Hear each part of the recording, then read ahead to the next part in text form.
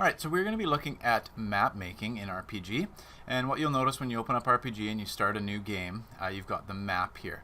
This is a tile set. Probably the tile set that you have might look different than this, but I'll show you how you can choose your choice. So what you can do is if you right click down here and go to map properties, you can choose from about 50 different tile sets. So if you like to have a swamp, you'll see the tiles here change to be swamp-like tiles. Or if you want to have a beach or whatever it happens to be, you can choose that tile set. Okay.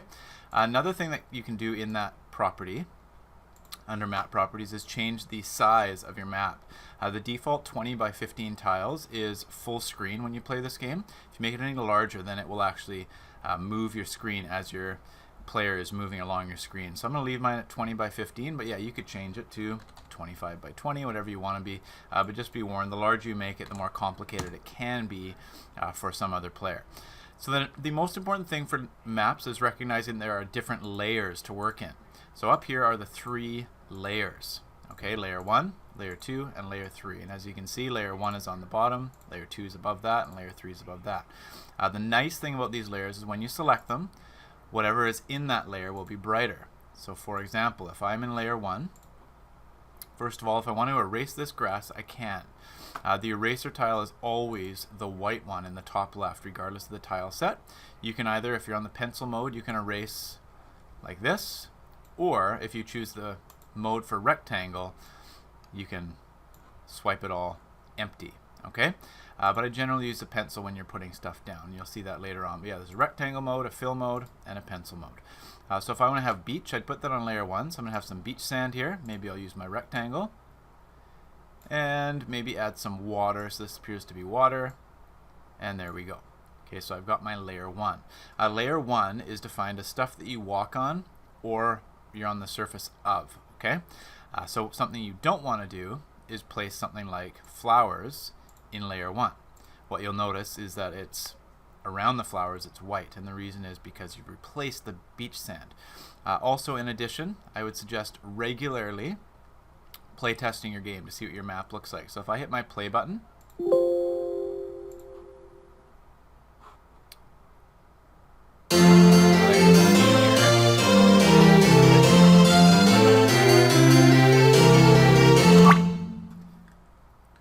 is that I can see my player walking around, but now my flowers don't look very nice. So what I'm going to do in that case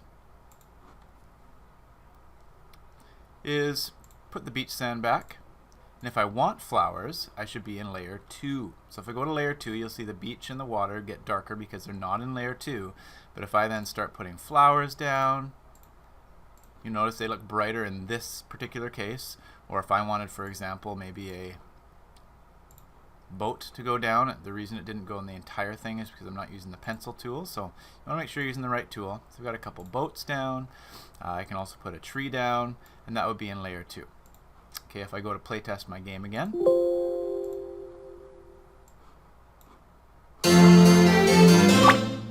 you can see now the tree looks realistically on top of the beach. The flowers look realistically on top of the beach.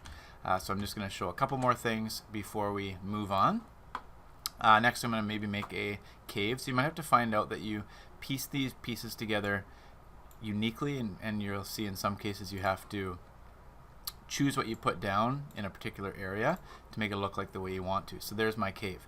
The next thing I want to show you is make sure that you're creating other maps that suit your story. So I'm going to create the inside of this cave in a new map. So to create new maps, what you should do is right click on the map here and go new map. Okay, and you can choose, and you can change this stuff later on, but I'm going to choose, see if I can find some sort of cave or something like that.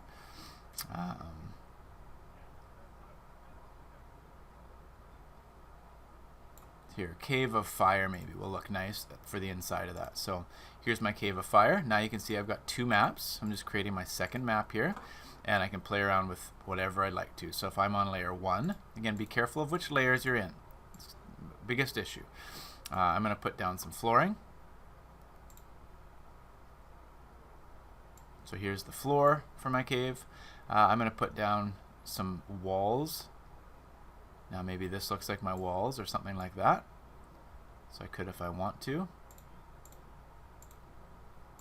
There's some walls up here. Now you cannot rotate tiles, which is unfortunate, but it is what it is. And maybe I'll put in a door, and maybe that door, if I put it in layer 1, it will not look good. So I'll maybe put that door in layer 2. And there we go.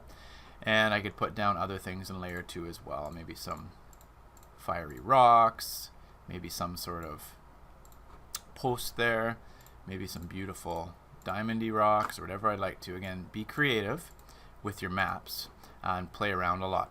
If you want to change your spawning point or your starting point, like if I wanted to test out this map, if I went to play right now,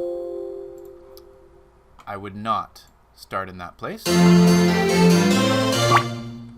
I'd start here. So if I want to test out a different map, what I would do is change your starting position. To change your starting position, if you go into this button here, this events layer, you then get this grid, and you can right click on the square you'd like to start at and go to player's starting position. So that's in the event layer, right click, and if I hit play now, I can play test that map. And there you go. So you can see what it actually looks like. So those are my big hints for you as far as working with maps in RPG Maker.